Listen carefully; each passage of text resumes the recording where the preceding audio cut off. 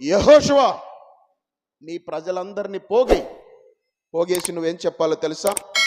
Be Holi, పరిశుద్ధంగా ఉండడానికి ప్రయత్నం చెయ్యండి. ఎందుకు ప్రభువా?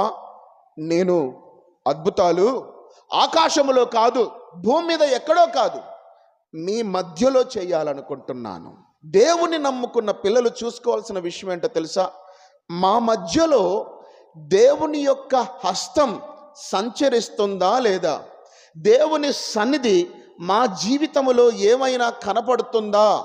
దేవుని యొక్క మనస్సు మా జీవితంలో ఏమన్నా పని చేస్తుందా లేదా అని చూసుకోవడం మర్చిపోతారు. అది చూసుకోవాలి.